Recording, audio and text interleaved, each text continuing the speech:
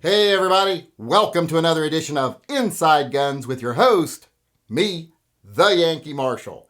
Today I want to take some time and address a question that I get all the time. I've addressed it before, but I want to address it today again for all my new viewers, the tens and tens of new subscribers that I've garnered in the last year or two. I want to answer it for them. And the question is, do you consider yourself a prepper? They're asking me that. Do I think of myself as a prepper? And if so, what else do I prep? It's not all about guns and ammo, right?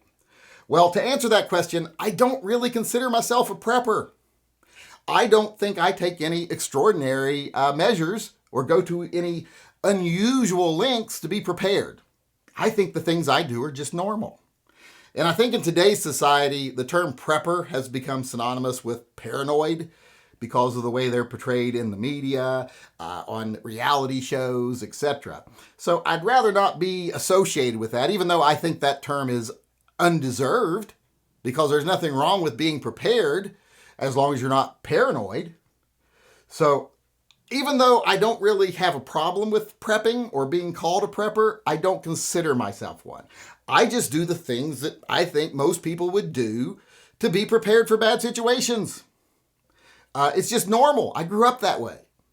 It's what we always did. So I don't consider it anything extraordinary. So therefore, I don't think it needs a label or deserves a label. Now, do I prep things? Of course I do. Do I like to be prepared for bad situations? Of course I do. Like I said, I think that's normal. Everyone knows I have a lot of guns. That's a lot because I just love guns. Mechanically, I like them aesthetically. I just really like them. I like how they give people freedom and abilities to self-sustain, etc. I like everything about guns physically and, philosophically. I also have lots of ammo. I have thousands and thousands of rounds of ammo.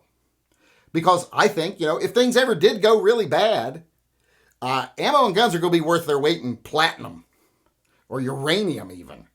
You can have all the gold coins in the world. You can't eat them, drink them, or screw them. So what good are they in the apocalypse or the end times? And even though you can't eat, drink, or screw handguns or ammo, you can defend yourself with them and you can get stuff that you can eat, drink, or screw. So they are very valuable in that context. Like I said, I think every round of ammo, every gun is going to be worth way more than any gold bar. Hell, a chicken will be worth more than a gold bar. An egg might be worth more than a gold bar in the right circumstance. A Twinkie definitely would be.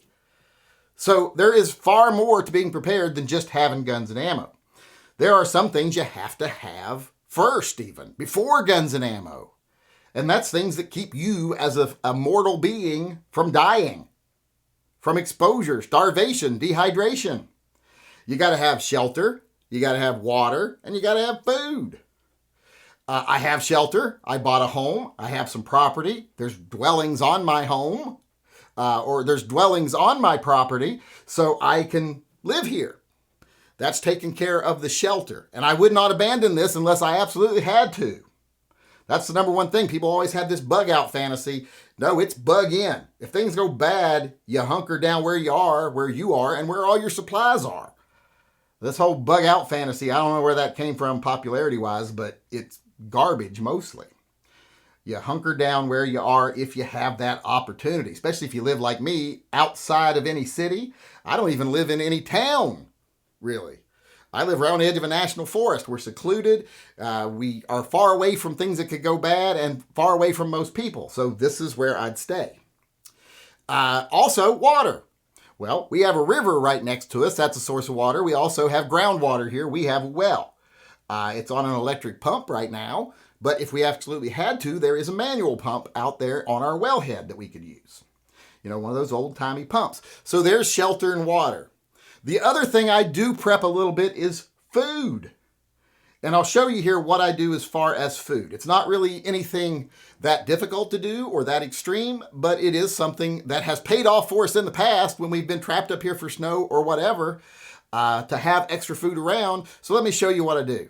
All right, let's look at my food prep here. As you'll see, it's nothing special. It's basically just a pantry. Now, I do have a freezer over here for long-term storage of meats, but if things ever get real bad, grid goes down, etc., you're not going to want to have to keep this running because you'll be wasting gasoline, etc., for your generator. So that's a temporary thing right there, so I don't worry about that as much as I do the other stuff. The main thing is for short-term issues, we have this stuff here. We've got, dried goods, canned goods, stuff we would use regularly. And we do use this regularly. We don't just stick it back and not use it. As you can see right now, it's kind of depleted. I need to go to the store and replenish this. And what I'll do is I'll go through here and I will see what's missing. And then I will make a list. And then I will pull all the stuff that's still in there forward and refill from the back. And then we actually use this pretty much daily. We come out here and get something out of here, and then every week or so, we put it back. We go to the store and replace it. It's just kind of like our own little food pantry here. And over there, we do have toilet paper stored also. That's our short-term toilet paper storage. Every time you buy a pack, get 2 packs, put one in your short term and one in your long term, and you'll probably never run out of toilet paper. There's our pump house for our well right there, and my 3D printer that I don't know how to use. But this is basically my food storage. This is what we do right here. Now, we also do have something more long term. If you look down on the bottom shelf down here, you'll see that there are buckets of stuff. And up here on the top, there are boxes of canned goods and stuff, specialty stuff. Now, this stuff is good for 30 years. What I do with this is I'll keep this till it hits the 15-year mark. It's got a few more years to go on that. Then I'll take it down, donate it, and buy it again. But this is stuff that's long-term. If things went really bad, like we went through all this food because we were trapped up here for a length of time where this wasn't enough, well, then we break into that. But hopefully by then, we'd be supplying ourselves with food other ways, such as hunting. But as you can see, I just have a very simple food setup. To me, it's just normal. This is not prepping. This is just what people should do. So as you can see, I have shelter, I have water, I have guns and ammo, and I do keep extra food on hand. Also, if I needed to up here, I could hunt. Very easily I could hunt. There's animals in my front yard all the time, big, little, whatever. Now, those would become more sparse as time went on, but people would become a lot more sparse as time went on too, allowing them to repopulate. So I'm not worried about that too much. But like I said, I have food stores. I have the ability to hunt for food up here because I have the guns and the ammo.